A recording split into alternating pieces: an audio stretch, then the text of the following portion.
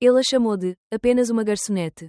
Mas o que ela revelou em seguida destruiu sua vida, seu império e a mentira sobre a qual ele construiu. Esta não é uma história de vingança.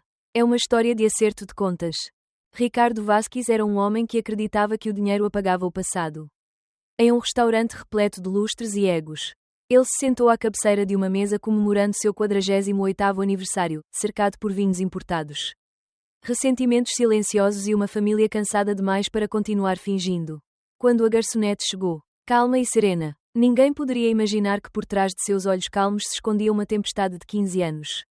Uma tempestade que revelaria segredos, destruiria ilusões e forçaria todos, especialmente Ricardo, a confrontar o que haviam passado a vida enterrando. Há algo estranho no poder. Ele é barulhento quando entra numa sala, mas mortalmente silencioso quando se esvai. Naquela noite, o restaurante mais exclusivo da cidade fechou suas portas ao público, o Jardim Real, um lugar tão elitista que você precisava de contatos só para reservar uma mesa durante a semana, pertencia a um único homem, Ricardo Vasquez. Magnata imobiliário bilionário, que fez fortuna, temido, admirado, odiado. Ele gostava do silêncio que vinha da exclusividade. O silêncio que sussurrava, você está acima deles. Enquanto ajeitava a gravata de seda no espelho dourado do banheiro, Ricardo admirava o homem em que se tornara. Não o garoto que um dia dormiu sobre ladrilhos rachados em um apartamento no Bronx, mas o conquistador que transformou dor em propriedade, que construiu arranha-céus por despeito. Mas o espelho não mostra tudo.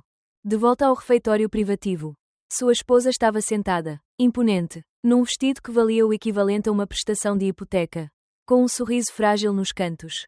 Sua filha Andrea, recém-formada em Boston, tentava esconder o desprezo com uma conversa informal. Seu filho Diego brincava com o guardanapo como se fosse a única coisa honesta no ambiente. Então ela entrou. Uma garçonete, talvez 25 anos. Cabelo puxado para trás. Postura de soldado. Olhos, calmos, mas não quietos. Ela se apresentou como Isabela. Sua voz era profissional. Sua presença esquecível, até Ricardo decidir que não era. Ele olhou para ela como se ela fosse inferior a ele. Ele não sabia que ela guardava o passado dele no bolso. E quando ele cruzava a linha, zombando dela, desafiando-a, humilhando-a, Isabela não levantava a voz. Ela levantou a verdade. O que ela disse em seguida não silenciou apenas a sala. Queimou um reino. Balão de diálogo. Você já viu alguém no poder finalmente receber o que merece? Conte para nós nos comentários, você teria ficado em silêncio como Isabela, ou teria falado? Não importando o custo, Ricardo Vasquez contempla o seu reflexo na parede de mármore polido do banheiro privativo. Asando o brilho de sua gravata de seda italiana. Os espelhos ali não eram meramente decorativos, eram um testemunho de sua conquista. Cada painel sussurrava uma única mensagem: você chegou aos 48 anos. Ele havia acumulado uma fortuna grande o suficiente para silenciar o garoto que antes tremia nas calçadas do Bronx, substituindo a vergonha da pobreza pela certeza inebriante da supremacia. Atrás dele, no imponente salão de jantar do Le Jardin Royal, lustres brilhavam como estrelas cadentes sobre mesas reservadas à realeza. No entanto, nenhum era tão real quanto Ricardo. Ele se movia entre as cortinas de veludo sedoso com a confiança de um homem que construíra arranha-céus de areia, e que se acreditava intocável. Cada coluna de mármore e luminária de cristal validava seus triunfos, um império imobiliário. Um reinado de influência e um legado esculpido em vidro e pedra. Mas os aplausos do silêncio carregavam cicatrizes que sua riqueza não conseguia apagar. Nos momentos de silêncio, sozinho diante de seu trono espelhado, ele sentia a velha dor, a dor do ridículo da infância. Quando os colegas zombavam de sapatos furados. A impotência de ver sua mãe costurar bainhas rasgadas à luz de velas. Ele havia jurado nunca mais se sentir impotente. Canalizando a humilhação em ambição. Cada negócio imobiliário, cada aquisição, era um tijolo colocado sobre o alicerce de um garoto desesperado para provar seu valor. Sua família, sentada à longa mesa além das cortinas, testemunhava tanto suas vitórias quanto suas vulnerabilidades. Patrícia, sua esposa há 20 anos, usava um vestido de grife que brilhava sob a luz do lustre. Mas seus olhos revelavam o cansaço de alguém que amara um homem dividido entre a devoção e a dominação. Andrea, a filha deles, que havia voltado da Universidade Brown, bebia champanhe com uma polidez forçada. O espírito inquieto diante das exibições extravagantes do pai. Diego, o caçula, seguia atrás nas sombras. Dividido entre a admiração e a vergonha, ele aprendera cedo que o amor por aquele homem tinha o preço de testemunhar a crueldade disfarçada de confiança. Os pensamentos de Ricardo rugiam mais alto que a sinfonia de copos tilintando e brindes murmurados porque eu não deveria possuir cada centímetro desta sala. Ele se perguntou por que meu aniversário não deveria atrair a atenção de todos dentro destas paredes. Sua riqueza se tornara seu escudo, e sua arma. Qualquer fraqueza percebida, qualquer centelha de dissidência, ele reprimia com comentários mordazes ou fria indiferença. Era a única língua que ele acreditava que o mundo entendia. No entanto, um único e persistente medo o assombrava, a consciência de que um reino construído com base na intimidação poderia ruir diante da chegada de um desafiante inesperado. Ele havia derrotado construtoras rivais e silenciado a dissidência da diretoria. Mas e se alguém enxergasse além do brilho de seu terno? E se uma presença discreta o lembrasse do garoto que ele tanto se esforçou para enterrar? Naquele momento, seu reflexo se turvou. Ele endireitou os ombros e afastou uma mecha de cabelo com mechas prateadas da testa. Ele era o rei inabalável daquele reino de mármore, intocável. Inabalável, impenitente. Respirou fundo, saboreando a confiança fria que o percorria. E então, sem aviso, ele ouviu os saltos dela no chão polido. O som era quase imperceptível em meio ao murmúrio dos talheres na porcelana. Mas cortava sua certeza como uma faca. Uma garçonete, esguia, imponente, com o uniforme impecável, caminhou em sua direção com um ar de serenidade. Ela carregava uma bandeja com a mesma naturalidade de um maestro regendo uma orquestra. E seus olhos transmitiam uma clareza que o intrigava e perturbava ao mesmo tempo.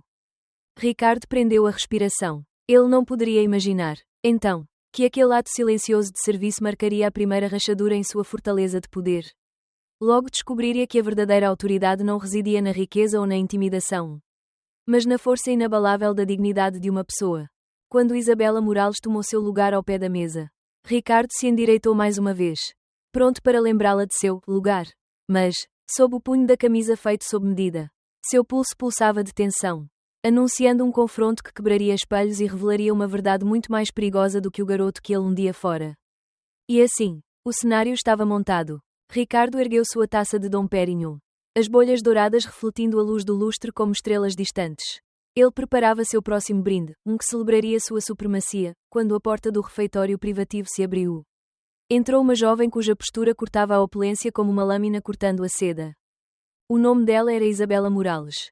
Vestia um tecido branco impecável, um avental amarrado na cintura, mas se movia com a graça de alguém nascido para liderar, não para seguir. Cada passo medido ecoava fracamente no piso de mármore. Seu cabelo escuro estava preso em um coque disciplinado, seus olhos eram calmos, quase indecifráveis. Para qualquer outra pessoa, ela era, apenas, uma garçonete.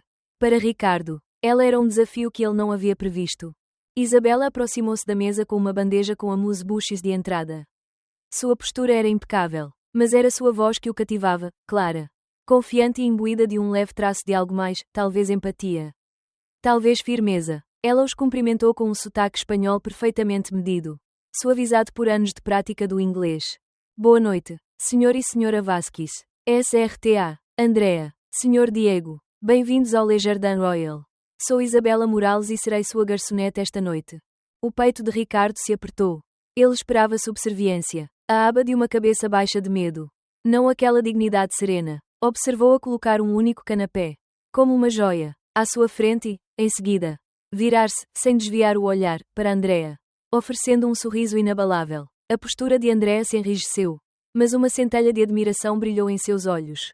Dentro de Isabela, uma tempestade familiar rugia. Ela havia praticado essa entrada inúmeras vezes, a reverência gentil, a saudação calorosa, o desafio disfarçado. 15 anos atrás, ela era uma criança segurando uma fotografia desbotada da casa de sua família, perfeitamente intacta, antes da chegada dos escavadores ao amanhecer. 15 anos atrás, ela aprendeu a engolir as lágrimas, manter a cabeça erguida e deixar que a gentileza fosse sua armadura. Naquela noite, ela vestia essa armadura com orgulho silencioso, enquanto recitava o cardápio da noite, velouté de cogumelos com aroma de trufas, robalo grelhado com risoto de açafrão. Suas palavras roçaram o orgulho de Ricardo como água fria. Ele interrompeu, testando os limites. Há quanto tempo você trabalha aqui? 3 meses, senhor. Ela respondeu calmamente. E antes disso, ele insistiu, em voz baixa. Isabela sustentou o olhar dele. Já trabalhei em cozinhas de Madrid e Paris. Minha prioridade é a excelência. A resposta dela deveria ter sido uma derrota, uma admissão de impermanência, de uma jornada ainda em andamento. Em vez disso, irradiava propósito. Ela não estava se escondendo ou implorando, estava reivindicando espaço.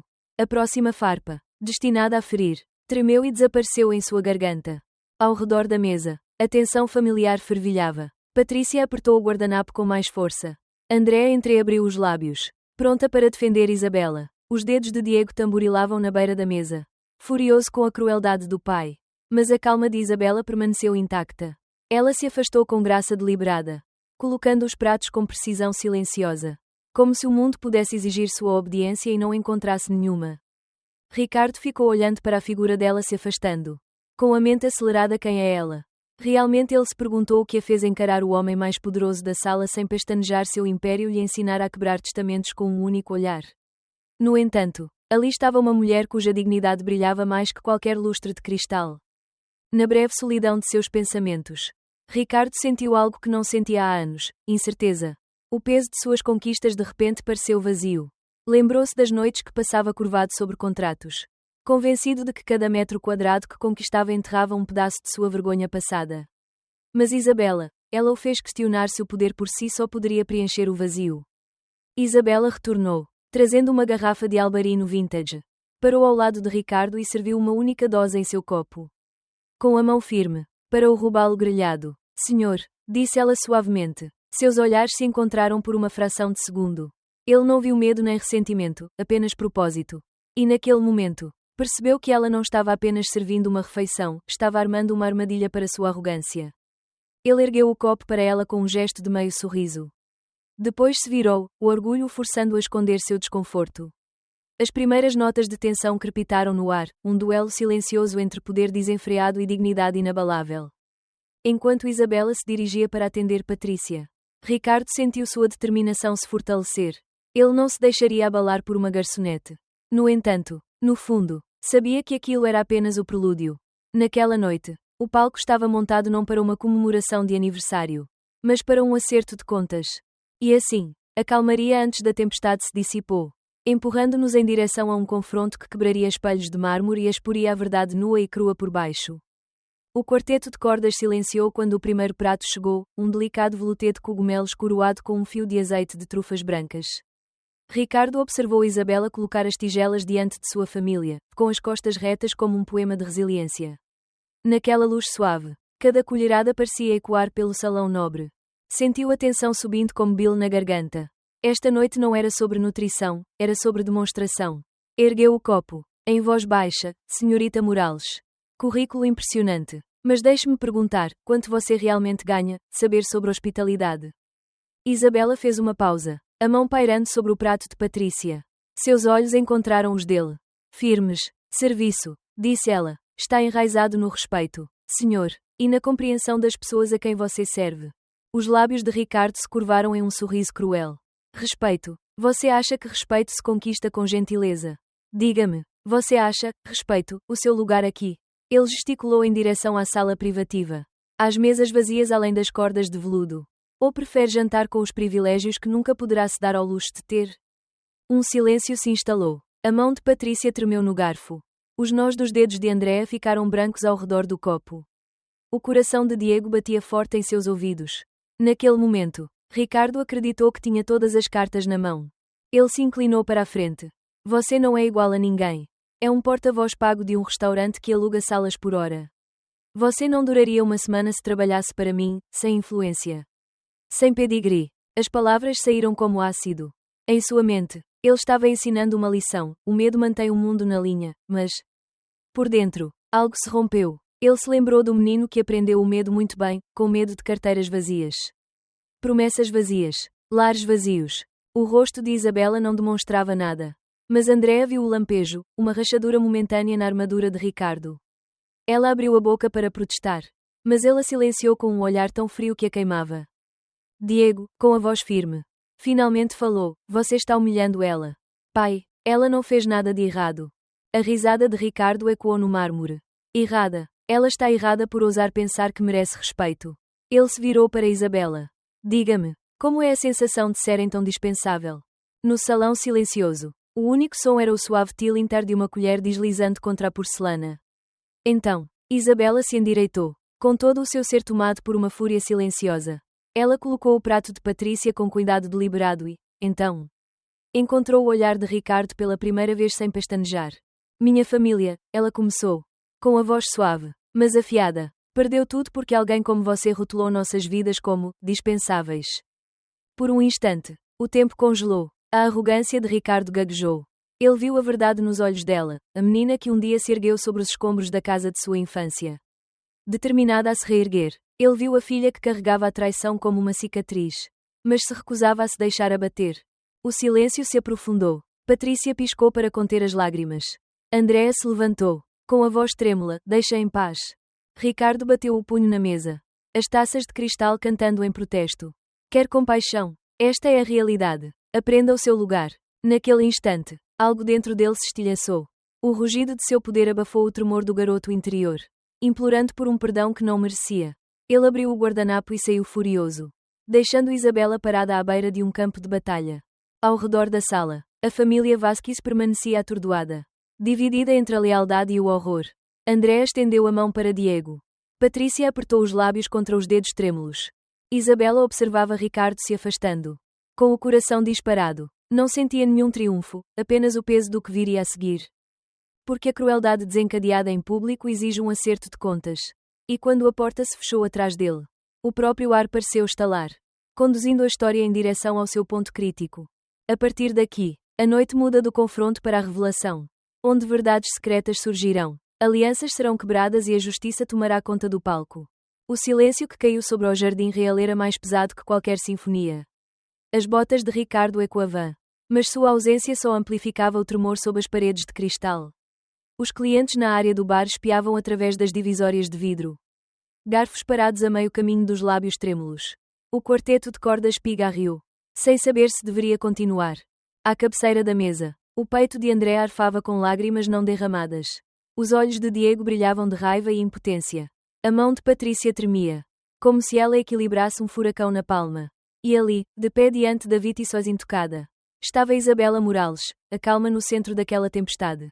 Por um instante, ela deixou o silêncio se estender, como um arco retesado. Então, falou, em voz baixa e firme. Senhor Vasquez, disse ela, parando para encontrar o olhar de cada membro da família. O senhor queria saber por que me comporto assim. Porque nunca recuo. Porque o respeito é a única arma que conheço. Andréa e Diego permaneceram sentados, rígidos, como se estivessem se preparando para uma explosão. Os nós dos dedos de Patrícia ficaram brancos na toalha de mesa. Isabela tirou uma fotografia desbotada do bolso do avental, um instantâneo em sépia de uma casa modesta emoldurada por oliveiras. Ela a passou lentamente para Andréa. Esta era a casa da minha família, continuou Isabela. 10 anos atrás. Antes das escavadeiras chegarem ao amanhecer. Antes dos avisos legais. Antes que o mundo aprendesse a valorizar seus investimentos mais do que nossas vidas. Andréa franziu a testa, ela traçou as bordas da imagem. É você, sussurrou. Isabela assentiu. Aquela menininha segurando a mão do pai.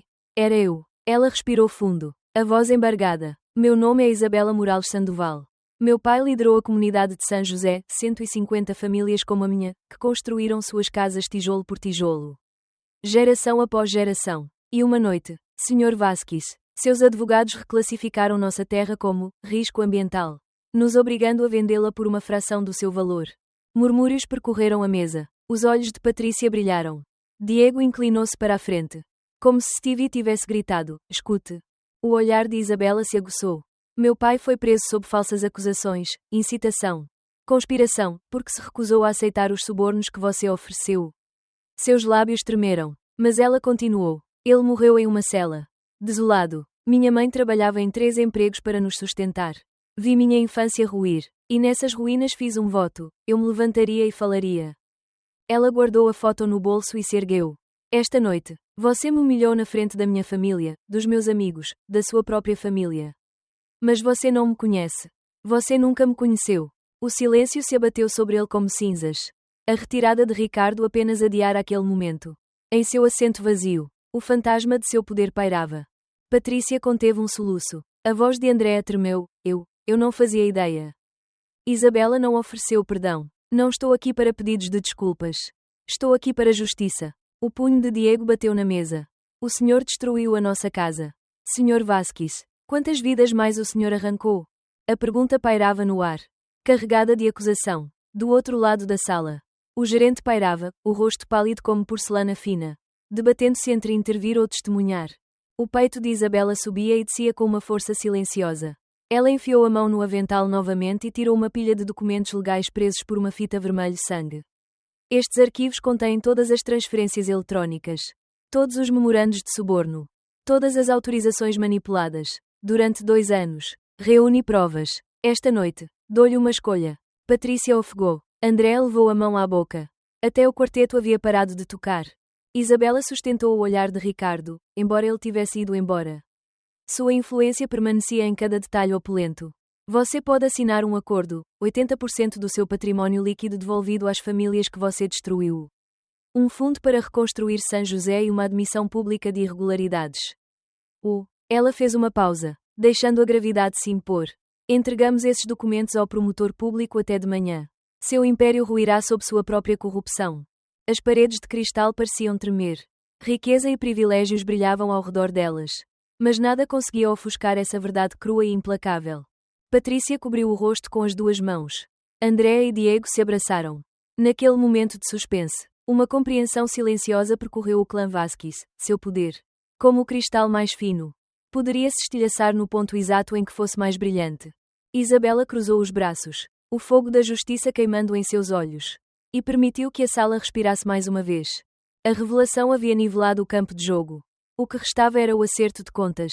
Isabela estava diante da família Vasquez. Uma mulher transformada pela dor e pelo propósito.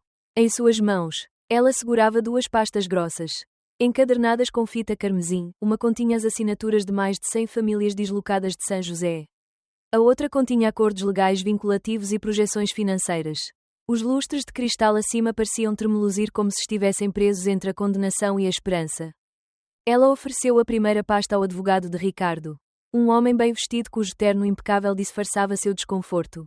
Isto, disse ela, com a voz firme, mas terna, é a ação civil por danos, fraude, corrupção, conspiração. As provas são irrefutáveis, extratos bancários, declarações sob juramento, conversas gravadas. Se o Sr. Vasquez decidir não chegar a um acordo, entraremos com o processo amanhã de manhã. O caso prosseguirá e seu império será examinado em audiência pública. O advogado engoliu em seco. Os nós dos dedos de Patrícia embranqueceram na borda de veludo da mesa. André ofegou, Diego prendeu a respiração. Ricardo, sentado como um rei condenado, encarou os documentos, com todos os instintos gritando para lutar. Mas ele sentiu que a maré havia virado. Isabela então estendeu a segunda pasta, com o olhar percorrendo a sala. Continuou. O Sr. Vasquez pode assinar este acordo. 80% de seu património líquido será direcionado imediatamente para um fundo de restituição para São José, o suficiente para reconstruir casas, escolas e meios de subsistência. O restante, fortalecido por estratégias de investimento orientadas pelas próprias famílias que ele prejudicou, garantirá o crescimento da comunidade a longo prazo. Em troca, todas as acusações criminais serão adiadas, aguardando o cumprimento destes termos. Seguiu-se um silêncio carregado. A família de Ricardo olhou para ele, dividida entre o alívio pelo fim daquele horror e a descrença no custo. Os olhos de Patrícia se encheram de lágrimas, lágrimas traçaram caminhos silenciosos por suas bochechas. A voz de André embargou quando ela sussurrou: "O que será de nós?" A voz de Isabela suavizou: "A segurança financeira da sua família será garantida por um fundo separado, protegido de litígios. Vocês não ficarão na miséria. As crianças merecem um futuro sem os erros dos pais." Diego apertou os lábios, engolindo em seco. O império de seu pai, outrora o alicerce de sua identidade, agora ameaçava ruir sob o peso de seus próprios pecados. Ricardo fechou os olhos, lembrando-se do menino que fora, faminto, vazio, desesperado por validação. Ele trocara compaixão por controle, justiça por lucro. Agora, o próprio poder que ele exercia se tornara sua gaiola. Seu coração pulsava com impulsos conflitantes: lutar, denunciar, agarrar-se a cada centavo, ou ceder, reconstruir e provar que era possível ir além do arrependimento. Ele viu a mão da esposa tremer ao alcançar a de Andrea. E os rostos dos filhos, leais, porém feridos. Por fim, Ricardo pousou a mão trêmula sobre a pasta do acordo. O cetim da fita sussurrou sob a ponta dos dedos. Ele encontrou os olhos de Isabela, nenhum triunfo. Apenas a firme promessa de prestação de contas. Eu assino, disse ele, com a voz rouca de emoção. Uma onda de exalação percorreu o ambiente. Patrícia expirou suavemente, inclinando-se para Andrea. Os ombros de Diego relaxaram levemente. Isabela assentiu levemente, suas próprias lágrimas brilhando como orvalho matinal. Este ato não era misericórdia, era redenção. Enquanto os advogados se reuniam para finalizar o acordo, a mente de Ricardo se voltou para si mesma. Ele sentiu um peso saindo de suas costas, um fardo que carregava desde a humilhação da infância. No entanto, ele também reconheceu outra verdade: restituição não era absolvição. A verdadeira redenção exigiria anos de expiação, esforço e humildade. Isabela recolheu as páginas assinadas com cuidado. Amanhã, disse ela calmamente, o mundo saberá da sua escolha. Mas a mudança começa agora. Ela olhou para Patrícia. Você pode ter perguntas. Patrícia respirou fundo, trêmula, recompondo-se. Como podemos começar a reconstruir a confiança? Os olhos de Isabela se suavizaram. Ouvindo, Andréa e Diego trocaram olhares esperançosos. Nessa promessa estava a semente de um novo capítulo, um em que o poder não dominaria. Mas sim elevaria. A tinta havia secado, mas o verdadeiro trabalho estava por vir, derrubar velhos muros e construir pontes. Tijolo por tijolo honesto. O amanhecer surgiu sobre o que antes era desolação, o terreno baldio onde escavadeiras outrora rasgaram o coração de São José. Agora, o ar cheirava a vigas de pinho frescas e terra úmida. Risadas de crianças ecoavam nas paredes inacabadas. Em algum lugar, martelos batiam em um ritmo esperançoso. Ricardo Vasquez ajoelhou-se na lama, com as mangas arregaçadas até os cotovelos, pressionando um tijolo contra a argamassa. Seus ternos sob medida haviam sido substituídos por botas de trabalho e um colete de alta visibilidade. O peso do tijolo era maior do que qualquer pasta que ele já havia levantado. Mas o mantinha firme no chão de uma forma que nenhum arranha-céu jamais conseguiria. Ele ergueu os olhos e viu Isabela Morales guiando um grupo de arquitetos e moradores enquanto ajustavam a planta de um centro comunitário. Sua voz carregava autoridade e cordialidade, qualidades que ele antes acreditava serem mutuamente exclusivas. Naquele momento, ele compreendeu que a verdadeira liderança não se tratava de comandar de um trono, mas de colaborar em campo. Sua família trabalhava ao seu redor. Patrícia plantava roseiras ao lado da nova clínica, com as mãos cuidadosas como se cultivassem o solo e o perdão. Andréa pintou um mural celebrando a herança das famílias de São José, crianças brincando sob as oliveiras, pais compartilhando refeições. Diego martelava pregos em um banco de madeira, concentrado e determinado, como se cada golpe redimisse os erros do pai. O peito de Ricardo pulsava com uma complexa mistura de humildade e determinação. Ele sentia a pontada da culpa cada vez que se lembrava das escavadeiras que outrora arrancaram aquelas mesmas ruas. Mas essa culpa se transformara em determinação. Cada tijolo que ele assentava agora era uma promessa, que nenhuma família sofreria como a dele. Que nenhuma criança perderia sua casa por lucro. Ele fez uma pausa, com o tijolo na mão, e fechou os olhos. No silêncio entre o tráfego da construção, ouviu sua voz interior, a do garoto assustado que acreditava apenas no poder. Aquele garoto ainda estava lá, mas não estava mais sozinho. Ele tinha uma escolha: continuar a usar a riqueza como arma ou usá-la para se curar. Ricardo abriu os olhos e colocou o tijolo no lugar. Ele se encaixou perfeitamente. Um sorriso, genuíno e espontâneo, surgiu em seu rosto. Perto dali, Isabela se aproximou, enxugando o suor da testa. Precisamos ajustar a saliência da ala norte, disse ela, apontando para uma fachada ensolarada. O sol de verão é forte. As famílias precisam de sombra. Ele assentiu. Mostre-me, respondeu. Ela gesticulou, e juntos estudaram os planos, traçando linhas com dedos calejados. Ele se maravilhou ao ver como o olhar experiente dela, antes alvo de sua crueldade, agora guiava sua única chance de redenção. Enquanto trabalhavam, o sol subia mais alto, iluminando a cena, antigos adversários transformados em parceiros, filhos recuperando o espaço que lhes fora roubado, uma comunidade se unindo em torno de novas fundações. Não se comparava em nada à grandeza silenciosa do mármore e dos espelhos. Era bagunçado, era vivo, era real. Mais tarde, com o dia esfriando, Patrícia reuniu todos para um jantar simples sob fileiras de laranjeiras recém-plantadas. Tigelas de ensopado substancioso e pão fresco foram passadas de mão em mão.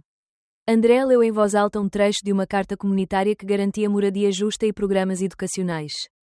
Diego surpreendeu Ricardo ao brindá-lo por escolher as pessoas em vez do lucro. Ricardo se levantou, com a voz carregada de emoção. Passei décadas acreditando que minha riqueza me definia. Eu estava errado. A verdadeira riqueza, disse ele, olhando para os rostos que um dia tentara impressionar, está nas vidas que tocamos, na esperança que construímos e na confiança que restauramos. Hoje, entendo que construir algo significativo é mais difícil do que destruir, mas infinitamente mais gratificante. Um silêncio se fez presente quando suas palavras foram assimiladas. Então aplausos ecoaram pela multidão, gentis, sinceros, muito distantes dos aplausos vazios de seu antigo mundo. Naquele momento, sob as flores de laranjeira, Ricardo sentiu algo novo agitar-se em sua alma, paz. Não a paz nascida do conforto ou da dominação, mas a paz mais profunda do propósito e do pertencimento. Sua jornada da humilhação na infância a magnata implacável e administrador humilde havia-se completado. Ele cruzou o olhar com Isabela, seu aceno foi uma bênção silenciosa. A mulher que outrora destruirá suas ilusões agora estava ao seu lado como uma igual. Uma parceira na criação, e não no conflito. O laranjal cintilava sob a última luz do dia.